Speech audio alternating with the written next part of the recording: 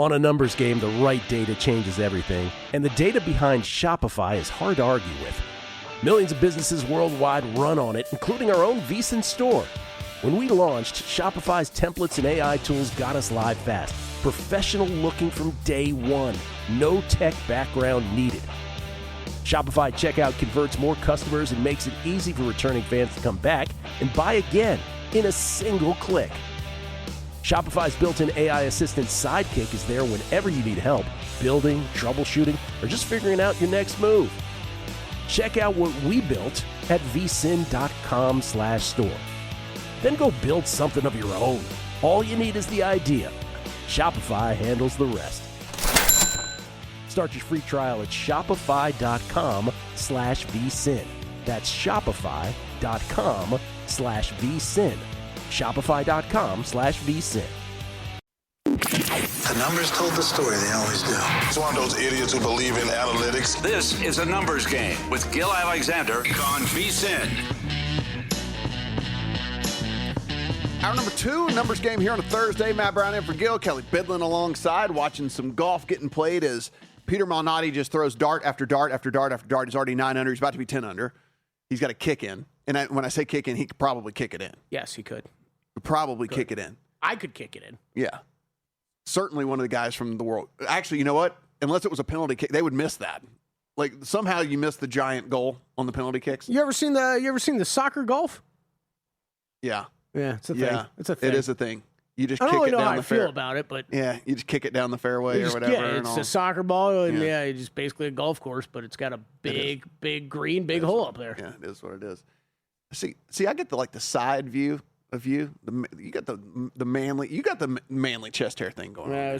This is a tricky second button. Sure. Yeah, I get the side view. So it's either real open or real tight. Yeah, you don't really know where to go with. So. I think you made the right decision. Okay. Just saying. I mean, you're Gil gets uncomfortable over when the chest hair is really pumping out. Just a playboy over there, man. It's fine. You look like you need to be in Florida. That needs to be pink, and you need to be in Florida. That's right, man. That's all you need right there. You're my coral. We didn't talk about some of the NFL news from yesterday, which I think is somewhat important. Not all that important from a betting standpoint, but maybe you find angles in all of this. I mean, if you believe that running backs are important, Bijan Robinson, Jahmyr Gibbs are both holding in, as is apparently Chris Olave as well. Really? Yeah, apparently as well as Chris Olave, I guess. With this now, Saquon makes $20.6 million a year. I think that if you're Bijan and you're Jahmyr Gibbs, you think you're worth at least what the highest paid running back is worth. And so my guess is their demands are probably not outrageous, but probably at least what Saquon is getting. Yep. And I think if you're Atlanta and Detroit, especially given the fact that the salary cap's going to go up another.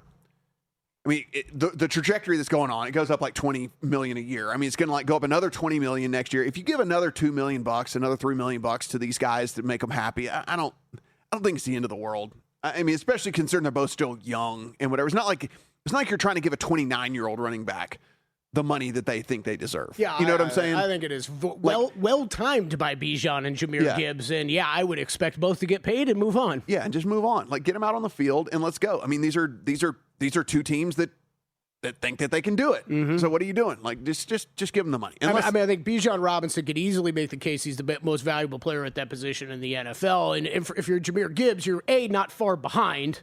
I would say not far behind, but behind. But they just shipped out David Montgomery too. Like, this is like you got the team right where you want it for negotiating purposes. We are looking at another, not that he was a big part of the defense because he was basically injured all of his rookie season as well, but Shamar Stewart got carted off yesterday for the Cincinnati Bengals. That's their 2025 first-round pick, if you remember. Might not remember because he didn't play a ton for them because he was already hurt. So that said, they did sign Mafe and whatever. So it's not the end of the world, but, you'd prefer to have bodies. And with the depth, yep. Yeah, so we'll see. Nothing as of right now. They didn't confirm what may or may not have happened or whatever, but it didn't look good. No, it did not. I got another one for you because this one did stick out to me. Steve tweeting in to me. Reports are, I don't know if I saw reports, but I saw this yesterday. Reports are Malik Neighbors could be ready to go week 1. If so, should he be a look at 45-1 in Offensive Player of the Year? Who's that?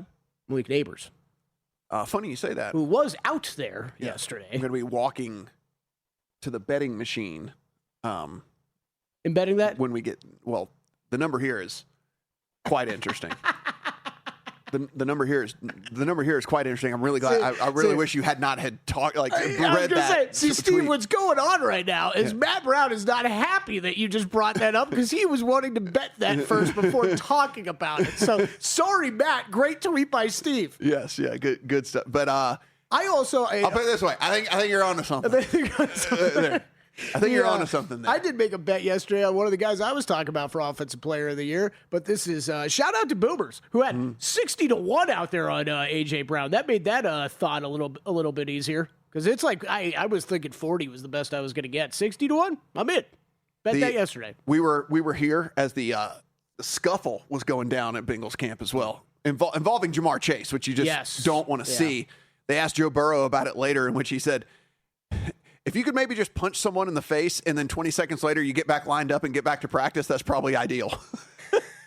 So he's like, just get mad and hit each other and then just like get back and start practicing again. So get angry, take it out, get back to work. Burrow with the jokes. He's got jokes. Joe Burrow. He's a hilarious guy. Chris Brazil tore his LCL for the Panthers. This is a receiver they thought was probably going to give them some help and some depth here. So that was a third-round pick out of Tennessee. Might have gone a little bit higher, but just a little bit off the field stuff and things going on with him. But looks like he'll be out at least for some length of time there. And then on day one, I don't believe it for a second, Kelly Bidlin, but on day one, Kyler Murray and J.J. McCarthy split snaps evenly. How long can this possibly last for? So on day one of camp, Murray and McCarthy split snaps evenly. Good tee shot, Keegan. Let's kick that one in. O'Connell, I get it, but 2-time coach of the year, 1 time. He's just a 1-timer, right? Yeah. I get it. You're trying to build the kid's confidence and set him up so that when he is on the bench, he doesn't completely lose the confidence. I get it, but we know what's going on. He knows what's going on. Everybody knows what's going on. At a certain point, you're just costing Kyler Murray snaps with the first team off. They did a prediction piece on ESPN. They got like 5 of their different NFL insiders, including the Vikings beat reporter. All 6 of them said they fully expect Kyler Murray to be the starter and all that, which from a betting standpoint, if you want Kyler in comeback player of the year, or if you want a super long shot for MVP, or if you want anything to do with the Vikings and all of that, you might want to do that here in the next, look, if they're splitting reps right now, they're probably going to do that at least for a few more days, but sometime in the next week, you probably want to get that Viking stuff in your account, because once they officially announce Kyler, there'll be at least enough buzz for comeback player of the year type stuff and Viking stuff, whatever. The number will move. I don't know how much it will move, but it will move enough to where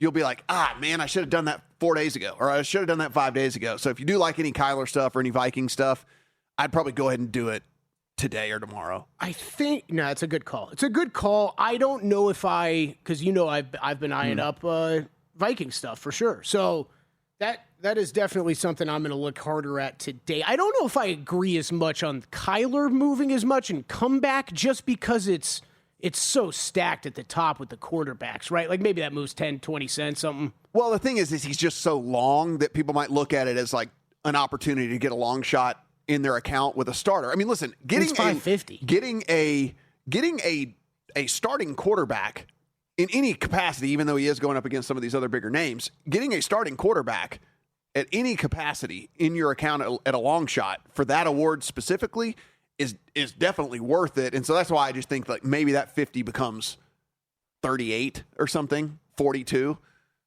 No, he's shorter than in comeback. Yeah, he's short. He's like 5-1. Oh, okay. Yeah. He's past Jaden. This is what remember we were talking the other day of like if I had to bet comeback player of the year right now, it'd be I would do the old Dutch bet and bet them all. Yeah. I would bet Mahomes, Jaden Daniels, Kyler Murray, and it's going to be worse. You basically have 95% of the win equity covered. That's what I would think. You would think. Oh, you could throw Daniel Jones in there too if you want. He's 20-1. Yeah. Although maybe this is a market that Malik Neighbors just got more interesting in. Perhaps, but he's not going to overtake a quarterback. I'm with you. He's not going to overtake a quarterback, or all those quarterbacks. It'd be different if it was one quarterback, but it's 4 quarterbacks. I think if you're betting that market, for me, if I had to bet at preseason, that's exactly what I would do. Just bet all 4 of the damn quarterbacks.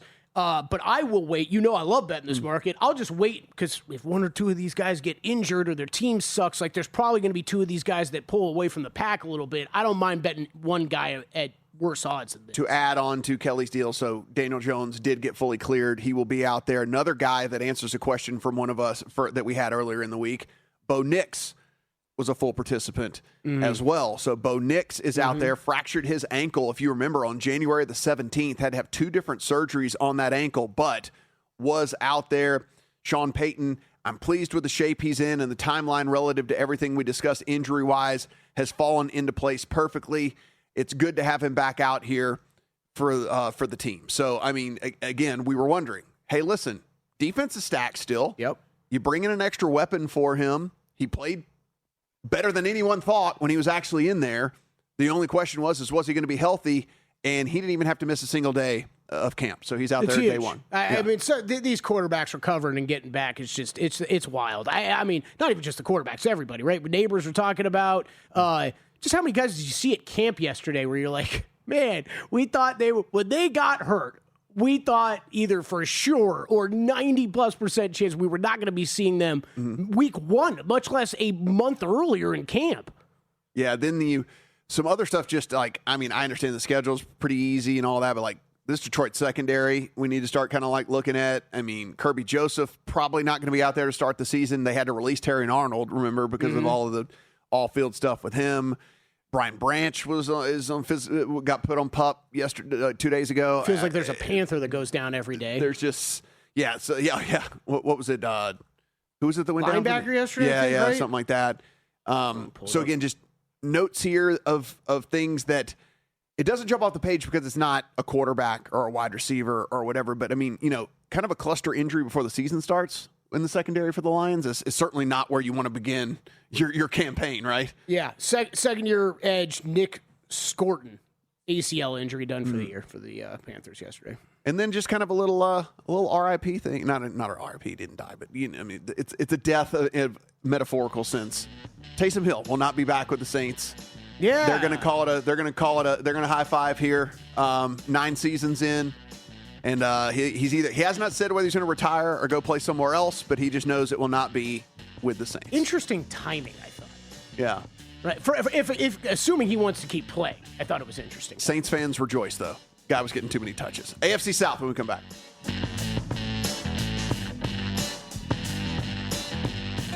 You're here because you want an edge. That's what separates listeners from winners. But let's be real, mindset alone doesn't get bets home. Pros win because they've got the tools, the data, and the discipline. And now so can you. VSiN Pro gives you access to the same real-time insights the sharps use. No secrets, no fluff, just actionable info that moves markets. Tap the link and see why serious bettors are turning knowledge into profit with VSiN Pro.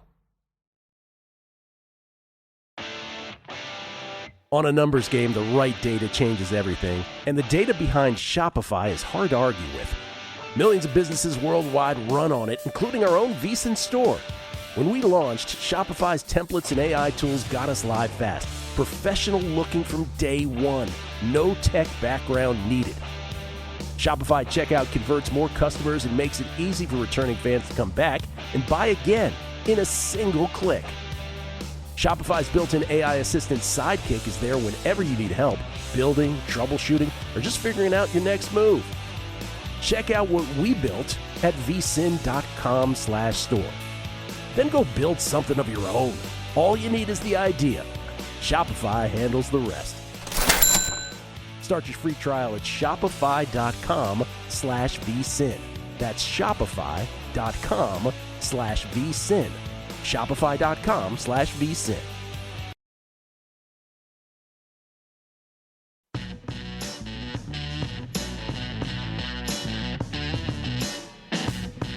A numbers game on VSiN, the sports betting network.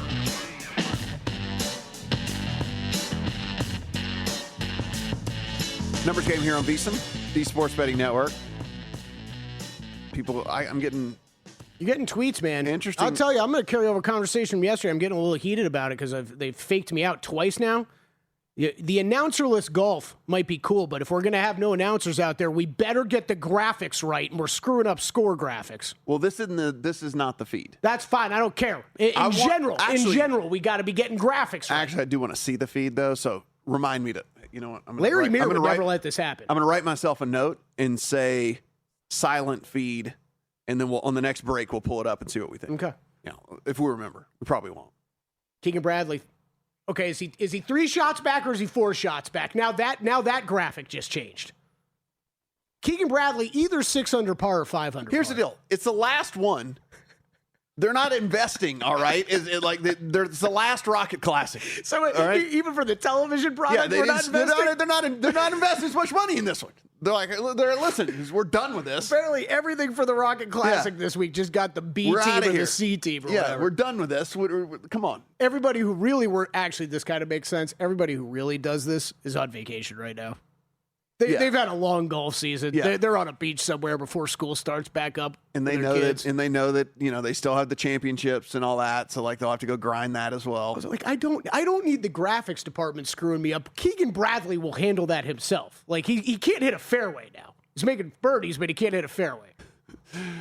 Oh, this is so great. We're betting golf, and it's like not even a tournament that we care about all that much. But it's a sweat. You got sweat action, is a sweat. man. Is a sweat. Yeah, Yeah, sweat is a sweat. AFC South, a very interesting division, kind of top to bottom. Yesterday, we were sitting here saying that we saw reports coming through that there are it was positive talks with CJ Stroud. Is that how they described it? That's what I believe. That is what I read as well. They described them as positive discussions. Positive discussions is what they were saying for extending CJ Stroud with the Texans, and I think that there is at least a productive. I think there's at least a contingent of fans who might say like, let's not rush to anything right now.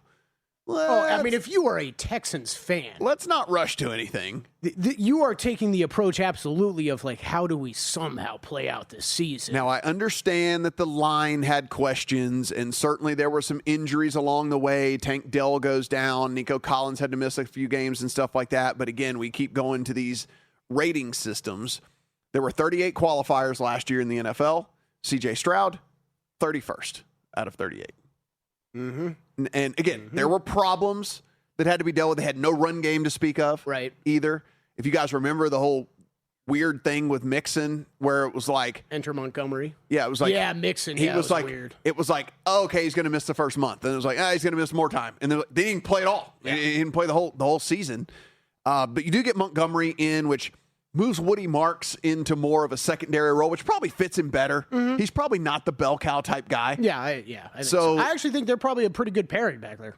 So then you do get Tank Dell back, and then which is just another wild one, Matt. Of like these guys that are good to go day one. I wasn't expecting day one for him. Rock and roll.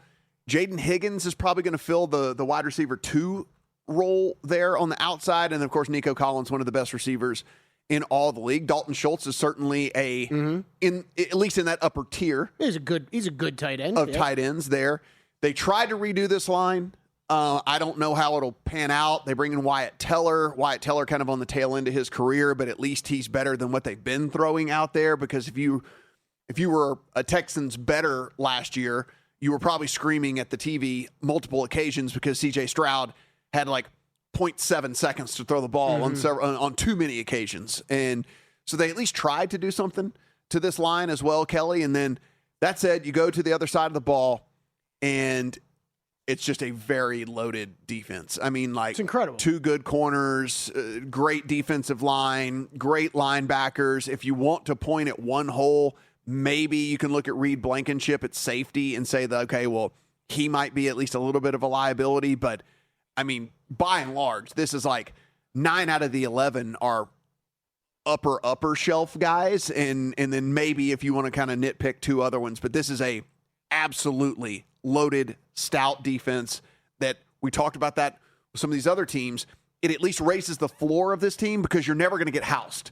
Unless CJ Stroud's throwing 3 pick sixes a game or something, you're never going to get blown out because his defense isn't going to allow it to happen. Yeah, I think it's a very similar conversation to what we had with Denver as far as where they stack in the AFC and in the division. I think the defense is so good, and honestly, I think that probably only getting better, right? I mean, some of these younger guys are just getting older, right?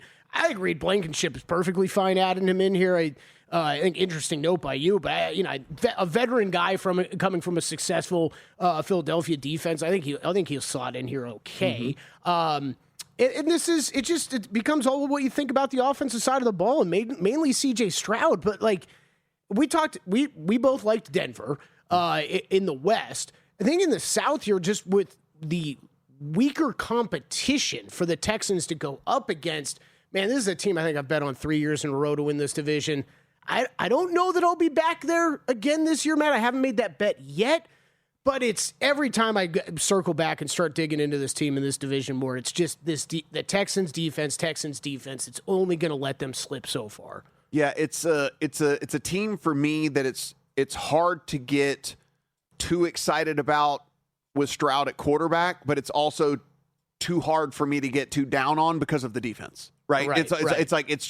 It's almost impossible. You look at this dude, they only give up 277 yards a game last season. I mean, that's insane.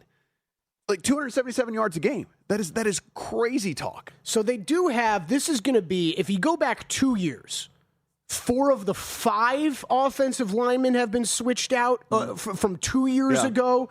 So when you're talking about a team that gave up 63 sacks then, there's at least some, I would say, hope, belief, right, that a different combination can help fix things. And I do think I don't think we're unfair to C.J. Stroud. I think he's been in a difficult spot, though, these past couple seasons with that offensive line. Agree 100%. And I will say this as a franchise, I at least do the tip of the cap. I do this all the time. At least you understood where your weakness was and you're trying. Now, there wasn't a huge free agent crop of offensive linemen available. So, like, they kind of had to do what they had to do. Wyatt Teller, Braden Smith is going to play right tackle for them. He's a middling guy, but, I mean, he's better than what they had. It's kind of that type of deal, right? It's like, at least they understood. We have a very, very obvious weakness, which is our offensive line. We've got to do something, so at least they went and did something. And I think where we're at now with that, though, is it's not only if you can get better offensive line play, you can truly get a better idea of where C.J. Stroud is really at. But then I think we're another year later here in this process, Matt, and this team getting developed and built. Like, do we really know how good Higgins or Noel is on the outside, right? Like, I think those are two wide receivers came in as rookies last year and had to play in that offense and had to struggle behind an offensive line. It's just there is a world, I think, where if this offensive line is solid, this offense gets unlocked completely. If you look at the schedule for this team, and I look at this and say, okay, right out of the gate, this is, and I know we've said this probably about too many teams so far, this is absolutely a calendar team, and it's just come buy in after week 2. Like, come in and buy in week 3, and then go from there. They're very likely to lose to the Bills, and it's certainly going to be a very tough game against Cincinnati. But then after that, Colts, Cowboys, Titans, Jags, Giants, and then you get a bye. I'm not as high on the Chargers as most people are, so I'm not worried so much about that game. Chargers, Browns, Colts again. You can start rattling off some wins there after that first couple of weeks, but you're going to get probably, knock on wood, I know the training camp can do whatever, the healthiest version of Cincinnati you're going to get. You get them in week 2. Yep. So, you're going to get a healthy version of that, and then obviously you get the Bills in week 1. Come back in week 3. Even if they start 0-2, I still like this team to win games. Yeah, I think probably a pretty good chance they split those two. Yeah, but I hear sure. you. I hear you. I wouldn't be considering if you're bullish on this team. Wait till then. And obviously, we're going to hit on every one of the teams. But I guess the thing that really stood out to me the most of this when I was just digging into this division, Kelly, is I guess I just didn't remember. It's been a long, it's a long season, and you do whatever that. They were 12-5, and the Jags were 13-4. I know, man. It's incredible. But we're going to talk some Jags. I fell in love with that team last year. But it's like, do you remember them being 12-5 and the Jags being 13-4? Yeah. The Jags 13-4, not as much. I know. Not as much. It's just that pops up and you go, this team was 12-5? Why was I down on them so hard last year? It's like they won 12 games. Including the playoffs, 10-9 ATS. Yeah, I mean, right? Just a 500 ATS team. Guys, we talk about this special that we've got. It's $175. It ends tomorrow. Means you need to do it today because it ends tomorrow. So go in. I don't know what this is going to jump to. This might jump to $715. We might just flip the numbers on that. I don't know. I have no idea what it's going to cost. You never know. But 175 today. We do know that. Everything we do now through the Super Bowl. VSiN.com/subscribe. All the betting guides. We got the betting splits page we know you love. The picks page, you can go and just see what everyone's on. We got the prop projections now. Little AI stuff going on. That's right. Everything. VSiN.com/subscribe. 175 now through the Super Bowl, but only through today.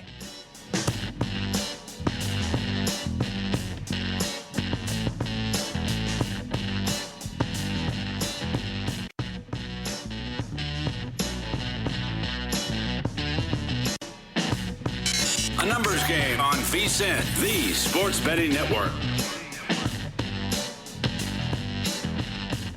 Kelly, we're sitting here talking about the AFC South. Just talked about the Texans. I like the floor. Don't necessarily love the ceiling, I think. That said, I will reserve the right to change my opinion should I find out that this offensive line is good enough to give C.J. Stroud what he needs to actually succeed in this offense. So I'm going to I'm tucking them over in the wait and see bucket. They're not getting any of my preseason money. No, me too. But you've bet them a couple times in this division over the past few years, right? Yeah, I bet them a couple of times. Last year was the Jags, though. I did have the Jags last year. God, I ended up on the Jags, but I don't think I had them before the season. Yeah, it was. And listen, I'm kind of a sucker for the Jazz. I mean, for the Jags as it is anyway. I'm a sucker for the Jags and the Jazz. Jazz, I know you love the Jazz. 13-4 last year, division champions. Mm-hmm. You look here. Just getting a little bit better on both sides of the ball every year. Let's remember, they played half the season without their number one pick in Travis Hunter. Mm-hmm. They get him back. So that can only be a good thing. He's healthy out there. Still, I guess, going to try to play him both ways, which I think is just ridiculous. No, I thought they were just going corner now. I think they said that they're going to try to get him some specialty little things or whatever. Oh, God, okay. As long as he's not actually out there running routes a lot, I don't really care. Right. No, I'm with you. The little gadget plays or whatever, that's fine. Yes. But you got to, and you would actually, even more than that, I might be okay with, Matt, but not right away. That was always the problem. Not right away. This is the NFL. You got to learn one of these positions. So you win the division, and now it's like Liam Cohen in year 2, Kelly, right? So now he's got a year under his belt. He knows Trevor Lawrence a little bit better. He's understood the NFL game, NFL flow a little bit better as well as a head coach. I kind of expect this team to be good. And I mean, I know there's a lot of people who just don't like Trevor Lawrence and won't get there on this team because they can't get there with Trevor Lawrence. And fair, right? He did not live up to the second coming thing that we got him coming out of high school. Okay, whatever. But he's been pretty solid and certainly was solid last year. And if anything, you would think that this team is better this year. Yeah, I think for the doubters out there, and I'm not going to say was always a Trevor Lawrence believer by any means. Last year was good. I think this is the prove it year, right? Everything came together. You got a new head coach, some changes going on in that team. Maybe it was a 1 year. Random of him being a little bit better than he really is. I think this is the prove it year of prove you belong in this top quarterback, one of the top quarterback conversations. And just remember, I mean, Jacoby Myers is there. Brian Thomas doesn't have to be, the guy. You don't have to feed Brian Thomas a million times. Maybe we said the little gadget plays here and there for Hunter. Strange at tight end played very well. This offensive line, 3 to 4 of the 5 pieces are good for them. So Trevor Lawrence shouldn't be running for his life or whatever. The defense, again, by and large, is good. I'm trying to figure out where you really want to poke holes in this team outside of the fact that unless you just hate Trevor Lawrence, unless you just don't like Trevor Lawrence. There's not a lot to dislike. Team in Spring said Hunter will be a full-time cornerback, part-time wide receiver. Yeah. So part-time we're going to play him at. Okay. Yeah, it seems like I said, I think it seems like 10 snaps a game or something like that. Is what I'm guessing. You have to at least account for him. But for me, it's this team again. For me in this division, did you bet it? It is one that is in the queue. Yeah, I hear you. I've had it written down for 2 months too. It's in the queue. Middle of the road strength of schedule for this team. Right. There is, I think, kind of a lot to like about this. And, kind of the forgotten man, too. Remember Parker Washington? Yeah. Just kind of came out of nowhere whenever Travis Hunter got hurt. And now that they're only going to run Travis Hunter out there, like we're saying, what we assume to be a handful of snaps. If your 3 is Jacoby Myers, Parker Washington, and Brian Thomas Jr., that's a pretty good 3 to be able to throw to on a down-to-down basis for Trevor Lawrence. There is one stat that has me concerned a little. Okay. The career high in sacks for Lawrence last year. I mean, look, I know he's out there doing more than he has in years past, and it was career highs in touchdown passes, rushing touchdowns, fewest turnovers of his career, right? But did take a lot of sacks. And if that offensive line is a problem, then I think we got some issues here. Yeah, I don't think it will be, but again, can be proven wrong. It's also Trevor Lawrence, like multiple of these guys in the league that we talk about. I would say C.J. Stroud, one of them too. He can run himself into some sacks too. This will be one of those teams, though. We'll find out a lot about the character of this team early on. Yeah, you start out with the Browns, but then Broncos, Patriots, Bengals, Eagles, Texans, all in a row. Mm-hmm. We're going to find out a lot about this Jags team in the first month and a half of the season. And you look at that schedule right there, Kelly, and I think you feel pretty good. If you come out 3-3 right there, even, I think you feel fine heading into the bye week. Yeah, and you know what? I hadn't studied the schedule as much before. Yeah, I think this is a week 7. I'm just going to circle. I don't think I'm going to enter the season with a division bet here, but I think this is a week 7 circle after they play the Texans in London. Readdress things. Lightens up a ton after the bye. They have a week 7 bye, so early-ish bye, but then Colts, Ravens, Titans, Giants, Titans, Bears, Steelers, like that's kind of your next stretch right there. So lightens up a ton for them. The other part that needs to be said about this team, and I guess this is a concern for me a little bit, Matt. I don't know how much it should be though. Is the stadium renovations that they're doing, right? They don't play at home week 4 to 11. Well, they're doing renovations, and then it's going to be reduced seating after that. It's like 40,000 people or something they're going to have at games. It's interesting. It's going to be interesting to see. That's going to be your 40,000 best fans, biggest fans. I mean, I don't know. And am I making too much of how much the Jaguars fans impact the game? Probably, but still worth noting.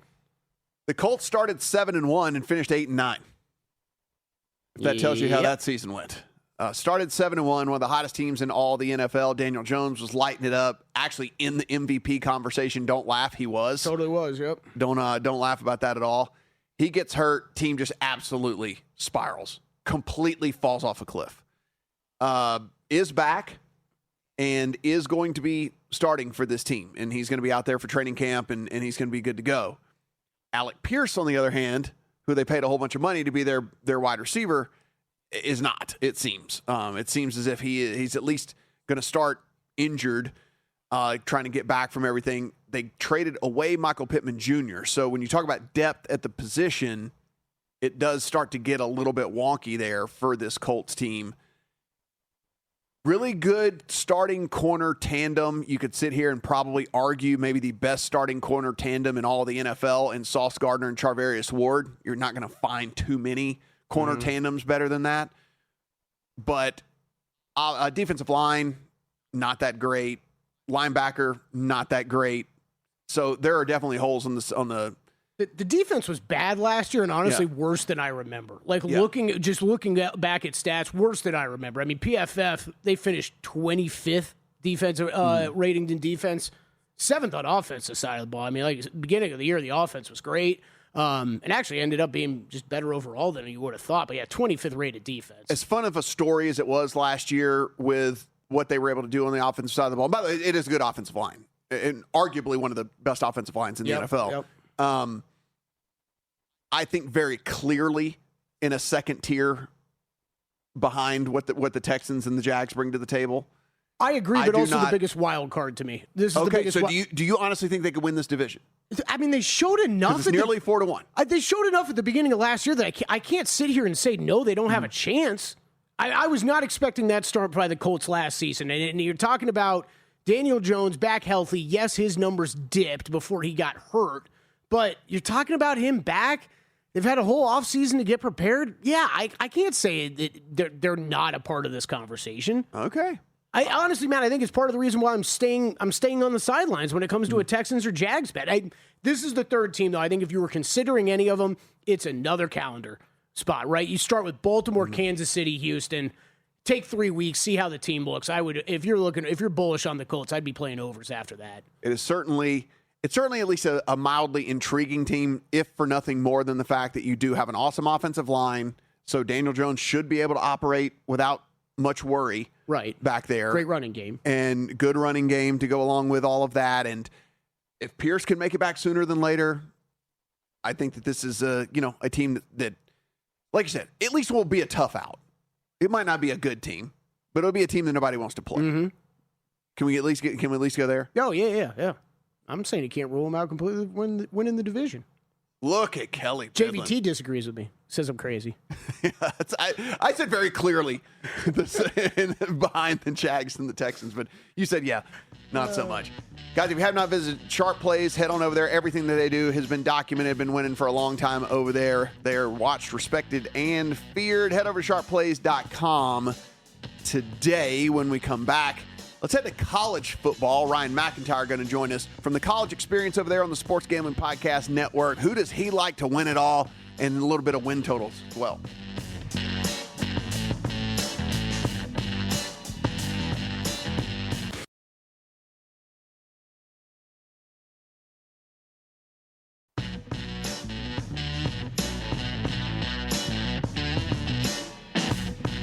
A numbers game on VSiN, the Sports Betting Network. I've never played in a professional golf tournament, and I know these guys can do things that I would never be able to do in a million years. I don't think Jackson Coyvin's going to be able to get a very good shot off Is right he here. attempting this? He's attempting this. I think he is going to. I thought they just showed his ball clearly lodged underneath a chain link fence. It is, but and he's going to hit it out of. But I think he pushed the fence because it's not a permanent structure. Right. And pushed him and was able to. I think he'll be able to get a club on it, but regardless, it's not going to be fun. It's not going to be fun. I always wonder, to what extent can you take that, right? Like, let's move this fence this much, and then let's pull one of the poles out and move it further back, right? Like, they're moving people right now. Yeah. Oh, I guess maybe he called the rules official over. Maybe he's getting a free drop. He's got to be dropping it. I mean, one way or another. There's no way he's hitting that. Yeah, so maybe he gets a free drop because that's one of those not a permanent structure thing. Yeah, I think you're right. That's one of those like the tree roots, right? Where you'd be like, kid, just don't hit that shot anyways. Like, this is only terrible things can occur here. We're sitting here and you are having a real problem with this broadcast because they will not update. Ricky Fowler moved to 7 under like 7.5 minutes ago. Kelly is full on Brody from Mallrats right now, and he just keeps looking at the TV going like, they can't update the score bug. And it's just like the kid is back on the escalator. Like, it's just over and over again. But yes, back on the escalator. It's driving me nuts. Hey, we bet on these things. Sorry, the old television producer brain of mine cannot handle this, but we're about 10 minutes behind on whatever broadcast we have on of updating their score. So get with it, ESPN and or PGA Tour and or both, or whoever's, handling this. Somebody's on vacation right now, losing their mind, man. Their backup's dropping the ball. They are. Now joining us here on the guest line, Ryan McIntyre. You can find him over on the College Experience on Sports Gambling Podcast Network at Moneyline_Mac on the Twitter machine. How you doing, buddy? What's up, guys? How you doing? We're getting closer to college football. I hear you guys talking some golf. Yeah, that's right. We're getting close. We are getting close. We said it. We get to this point in the year, and Ryan, we are full speed ahead, right? We are allowed to talk football as much as we want to. Once you get to the end of July, it does become football season. And so glad to have you on here to talk some college football, and got some win totals that I really do like that we can get in nice and early here. And one of them that kind of stuck out to me is Liberty at over 8.5 wins at some plus money. We know Liberty at a couple of years ago had basically the easiest schedule in the history of college football. They were going to go undefeated. It seemed like no matter what. Gotten a little bit tougher for them, but you still like them to get over that win total. Yeah, weird year last year. Liberty's proud program that spends a lot of money, spends almost like a Power 5 program, and for them to be 4-8, lost a ton of one-score games last year. 6 out of their 8 games were one-score losses. But Chadwell had some health issues at the coaching position, so they revamped their roster. They go out, they got more competition at the quarterback position. I think the defense has improved. I think they have a chance to win 10, 11 games. This is still a program that spends at the top of the Conference USA, which is by far the weakest of the conferences in college football. I expect a big bounce back year for the Flames down there in Lynchburg. Like it. Ryan, thanks for joining the show. Love having you on. I love these win totals, man. We got a bunch of overs that Ryan sent us, and there is nothing. Matt, I don't know about you. College football, sell me on an over 2.5 wins. I love that type of bet. UMass is where you're looking, Ryan. Make the case for them. Yeah, me and my co-host Colby Dant, we got a good laugh out of this doing the UMass preview the other night. But you look at their schedule, man. Like first off, I know they went 0-12 last year, so everybody looks at that. But they were the most injured team in college football. They go out. Another team that's spending at a higher level in the MAC with NIL. They've improved their roster. Pop Watson coming over from Virginia Tech, and Harismiak, year number 2. They bought 2 games. They're playing 2 FCS teams. So you're buying 2 wins there. Then you just need 1 FBS win to hit the over. I love that play. I think that they're closer to a 500 team in the MAC. So 2.5, I think you're stealing money here. Love it. Ryan, let's get to another plus money one because I do love these plus money ones as well. And you can find some plus money on Marshall over 7.5. Yeah, love the Thundering Herd here. Tony Gibson, year number 2. I thought they overachieved. Their win total was like 2.5 or 3.5 last year. They were chippy defensively. Year 2, Rod Smith at the offensive coordinator position. They invested in the portal as well. They get a great schedule with drawing the weaker teams from the opposing division. The Sun Belt's a throwback league where they still have the East and West. So Marshall drawing 2 of the bottom teams from the West. I think their only games that they're going to be underdogs are Penn State and James Madison. So and maybe Old Dominion. But so yeah, give me over 7.5 for the Herd. All right, we're going to head out to Mountain West now. And yes, I did need to confirm this before setting up this question, Matt Brown. Mountain West Conference, New Mexico, another one you're looking over with UNLV at the top of the odds for Mountain West, plus 260. New Mexico just a little bit further back, plus 265 over at DraftKings. Ryan, looking at over 7.5 wins for them, right? Yeah, Jason Eck did a great job year number 1. Won 9 games. He was great at Idaho the year before that. I just think that they won 9 games in a tougher Mountain West last year. They lose Boise, they lose Fresno State, they lose San Diego State, they lose Utah State. Those are 4 of the top tier teams in the Mountain West going over to the Pac-12. So now they get a watered down version of the Mountain West. I think this number's off. I think Eck and company challenge UNLV to win the Mountain West in year number 2. Talking to Ryan McIntyre, find him over College Experience over on Sports Gambling Podcast Network. Tell me about Iowa. I mean, Death Taxes, Kirk Ferentz. It's not going to be sexy. It's not going to be entertaining. But all they do is win ball games. Last year, they finished 8-4, and they had 4 losses by combined, I believe, 15 points. They were right there to beat Mendoza in Indiana at home. Lose a tough one there. They lose on a walk-off field goal to Oregon. They almost win at USC. So all this team does is win ball games. It's never sexy. It's never entertaining. But we know how hard out they are at home. They get Ohio State coming to them in Iowa City for the first time in almost a decade. Last time Ohio State went there, they lost by 40. I just think Iowa gets a favorable schedule again and over 7.5 wins. Ferentz wins 8 games every year. So I will bank on the over once again in Iowa City with that defense.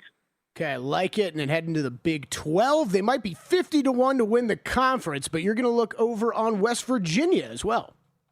Yeah, I think the Mountaineers are going to start the year 7-0. I think they got a great schedule. Rich Rod, year number 2, always takes a step traditionally. Bringing Cam Cook, leading rusher in the country last year from Jack State. Michael Hawkins coming over from Oklahoma. Offensive line is revamped, bringing in Trickett back. And I think the defense has improved. So you look at the schedule, you get UVA in a neutral, in quotes. That game will be more of a Mountaineer crowd. And then you get 2 first-year coaches and Iowa State and OK State, and then you get Arizona and Cincinnati. So you start 3 out of 4 at home. I think you hit that over 5.5 by Halloween at the latest. And yeah, I am sprinkling the gold and blue here to win the Big 12. Ooh, like it. All right, Ryan, let's go to the couple of these big boy conferences and get your overall thoughts on them. The SEC led by Georgia and Texas, but not, still in single digits as A&M, Alabama, LSU, all to win the SEC. Which one of these teams do you like? Which one of these teams do you hate? I mean, by default, I like Georgia. I'm going to just take Kirby Smart blindly once again. Gunnar Stockton, they bring back a ton defensively. They also got, I don't know what they do. They always have a great schedule here. They only have 4 true road games, which is a plus compared to some teams that got to play 6 or heck, maybe even 7. And I just think that they always find a way to get to Atlanta. And when they get to Atlanta, it's basically playing a home game. I think Georgia, Texas, we get a rematch of 2 years ago. And I'll take Kirby Smart over Sarkisian in the final once again. The team I'm out on in the SEC, I'm out on LSU. I'm fading the hype train in year number 1 of Lane Kiffin. So I know Sam Levitt comes over, super talented, but coming off an injury, too much noise for me in year number 1. Man, hates LSU. Did you hear that, Matt? Like the third guy this week. just hates LSU. Like the third guy hates this your week. alma mater. Real quick, Ryan, Big Ten, Ohio State, Indiana, Oregon. Is it just a race between those 3 teams? I think those are by far the 3 best teams, but don't sleep on Penn State with that schedule. They miss all 3 of the teams. They don't have it, and Oregon, Ohio State, or Indiana on the schedule. So I could see them with these mega conferences backing into a Big Ten title, but I think it ultimately will probably be Indiana, Oregon, and Indy for the Big Ten title.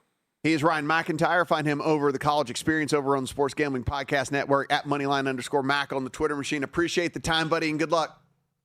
Thanks, guys. Appreciate it. Thanks, Ryan. Good stuff. The Over 2.5. I love that. That's a win total you can sell me on. UMass. LSU They play on Tuesdays hatred and Wednesdays, too. is egregious on this network. Hate the Tigers. Everybody hates the Tigers. Everyone hates the Tigers. That's okay. It gets to be your week. The past 2 weeks, I've had to sit through pro-Miami, negative FSU stuff. I did go into the college football guide thing, and I did remove LSU from winning the MAC and the Big 12 and all. Oh, of that was or whatever. nice of So you. At least I did do Made that. things easier for Zach. Good.